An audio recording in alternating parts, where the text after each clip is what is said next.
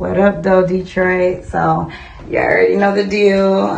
Just giving a shout out to Petty Tupac TV. Like, comment, subscribe. You already know the deal. We have to support everybody's businesses, and you already know how it goes. We support each other. You know what I'm saying? Make Detroit win. What up, though? You already know how it go. Make sure you smash, like, subscribe, comment. I don't care what you comment as long as you comment. You dig. If you already on the video, make sure you just press the like button. Help me. Or you gonna join the members club? What you gonna do? Help me out. Hit the like button. Want more stories? I need more support. I need to get back in the algorithm. Make sure y'all comment on videos y'all want to see, a topics y'all want to talk about. I want to talk about this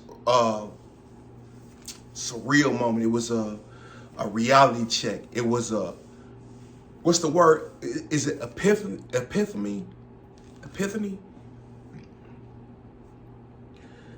I was in a day room at Earth Correctional Facility. I was high. I ain't gonna lie. I was high. Drunk.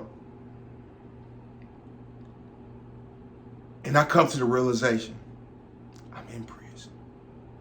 I knew I was in prison before, but not quite like this. When that's set in, now I know how people who got natural life without parole go crazy in the middle of their bit, 5 years, 10 years in, they be like, all my appeals getting denied, I have no grounds to get back, and they go ballistic. They go crazy, they target people. They start being, I get it. Even though my moment wasn't surreal as theirs, because natural life without parole, homie, that's a pill you can't swallow. It's hard to. So, I'm in Earth, level 2, East Side, Lime Unit. I'm in there with the Moorish Americans. I'm in there with Bloods, Melanics, GDs, Vice Lords. And I was looking who I was around and who I could possibly offend one day, and they wouldn't even tell me. They would just come back and do something to me. I'm in there with Ricky Rimmer Bay. I'm not gonna speak too much on him because the brother, we know who it is. We know you go back, report things, and make it seem like it's something that's not. When I speak on him, anything I spoke on was hella documented. I'm in there with the most infamous MDOC prisoner there is. It's Ricky Rimmer Bay. A great man at that, though. Don't get it twisted. His old self and his new self is two different people. Great man. I'm in there with Ricky Rimmer Bay. That name speaks for itself. Anybody you got been in the penitentiary for a long time, in the 80s, the 70s, the 80s, the 90s, the 2000s, and they know what they know and they've been there, you heard Ricky Rimmer Bay. So you already know what time he on. He ain't playing no roles with you, homie. I'm in there with Shorty J, bodied the guy in Jackson in the 90s, stabbed police. I'm in there with Muscle, assaulted numerous police, stabbed people in their eyes and face, and so on and so forth. I'm in there with Lil Larry. We know his attitude, and I just got into it with him about bumping into him by mistake. Me and bro just got into it, bumping into each other by mistake. I'm in there with 82 Rule Boy. He known for sending guys to the hospital. Known. Dude, man, known for taking eyeballs out of heads. Known for it. I'm in there with this best friend guy, I forget his name, I think it was Jason. Known for wrapping guys up. He really smoked out packs in the joint. I'm in there with Gray Bay, big Gray Bay. Older man, almost 70. 6'3", 200-something pounds. I've never seen that man smile. Great man. He bodied somebody in the prison. He had a small bit. He bodied somebody in prison to call his life big. I'm in there with Peterson Bay from Saginaw. Bodied somebody in the penitentiary. 3 natural life sentences. In the same unit. We in the same unit. I'm in there with what is his name? Sanders Hill. Known sending people to hospital. I'm in there with a bunch of guys that caught bodies in the penitentiary. Not only are you in prison for a body, you body guys in the penitentiary or almost send them to that graveyard. So I'm just sitting there and I'm thinking like, where am I at? And what brought me to this point was I seen two guys get into it over the microwave. Dude said, I called, I think it was, he said I called at 2:57. That means everybody had 40 minutes to count time or something. And they almost got into a fight over it. And I'm looking like, bro could have let him warm up his noodles for 3 minutes. Then he could have browned his noodles the rest of the time because nobody was behind him. And they was about to fight over that. And I'm like, damn, where am I at? That same day, I actually got named Popeye, Latin count, known for sending guys to the hospital. White guy from up north, used to be a Nazi Aryan Brotherhood guy. Latin count now. Real respected. Popeye, real respected white boy. Really about that. I had asked Popeye, what's wrong with you? Why you so frowned up? He got mad at me and talked some stuff while I was on the toilet. I'm like, damn, bro, you all right? Man, you been whoa. And then when I got off the toilet, because I was in a compromised position, I didn't say nothing when he was going off on me. So after he went off a little bit, I went and checked him like, bro, who you think you're talking to, bro, like that? They're like, man, what you talking about, bro? I'm like, bro, I just asked bro, was he straight? And he up there, mind your business, so on and so forth. I'll screw my face up if I want to. I'm asking him who he talking to like that. Papa like, man, talking about your business ain't that serious, bro. Whoa.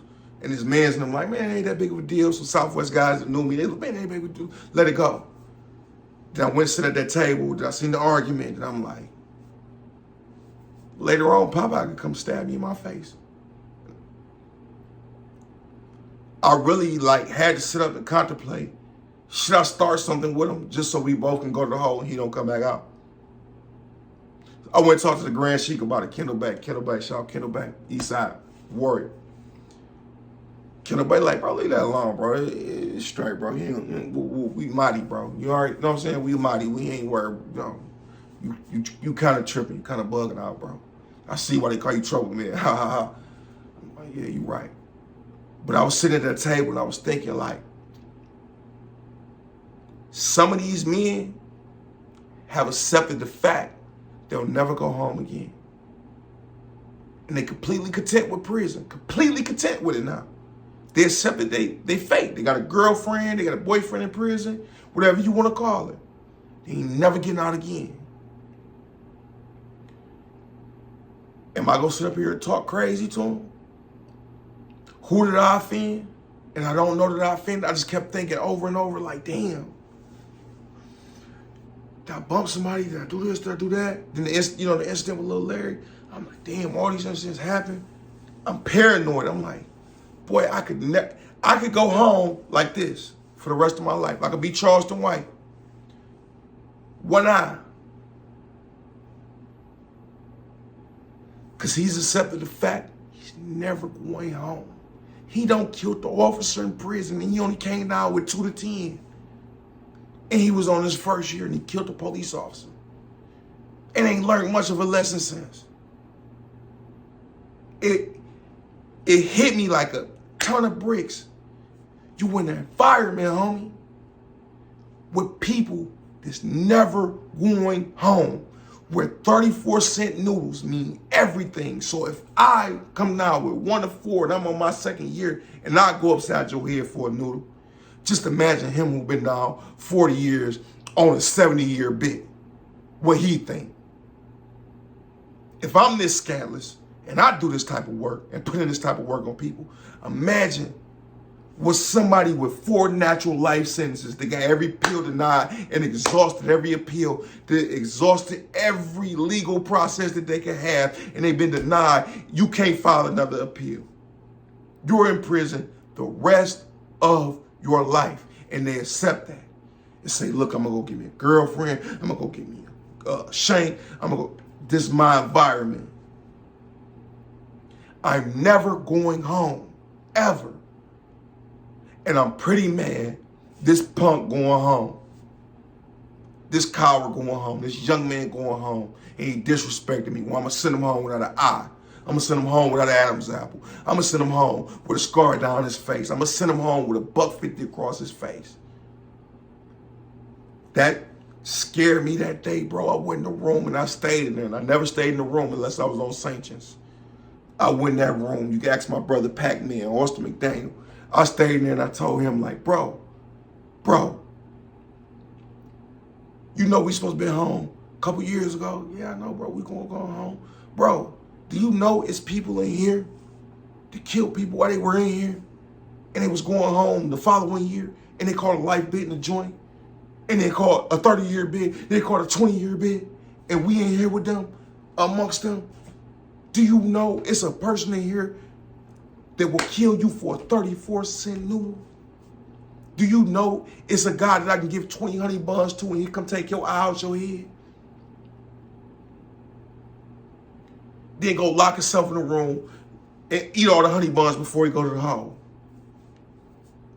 Do you know it's guys in here that's hungry and starving that'll run up on an old man that's 80 years old and rob him and don't think nothing of it? Do you know it's men in here that fight over a microwave line? That'll fight over a chili? That'll fight over you not giving them the chocolate chip cookie at lunch that you promised them because you forgot? You made this deal a month ago. You said, I give you next month chocolate chip cookie twice. And you forgot and you ate the chocolate chip cookie and ain't got it. He about to come kill you. Do you know we in here with these type of people? That scared me so much, bro. That day I came to realization, like, this level 2, bro. This the big boy league, bro. We in here with this ain't level 1 no more. This ain't that little time you spend level 5 where you can't find a piece of metal. You gotta hope an officer throw away a can. You gotta hope he throw away a can to put you something together. Ain't no metal like that. And the one who got it, he got because he got a real gun. That's considered a real gun. It hit me like a ton of bricks, the epiphany. I said, man, I'm really in here. Serial killers. Ronald Lloyd Bailey. I used to get some kid packs in his name. Don Miller. Smooth. Old man. Handsome. Old man. Smooth. Little do you know, 40 years ago, he was strangling women in Lance or Ypsilanti or somewhere he was at. Ain't got nothing to lose. Institutionalized. You around men that they could get out this year, but they got 5 years before they max out. They rather stay in prison the rest of 5 years so they can get off without parole. They put the conclusion together. I'll do an extra 5 years just now to get out on parole. Because I got things. I remember a guy told me that. Next video, this is the video I'm going to tell you all about that.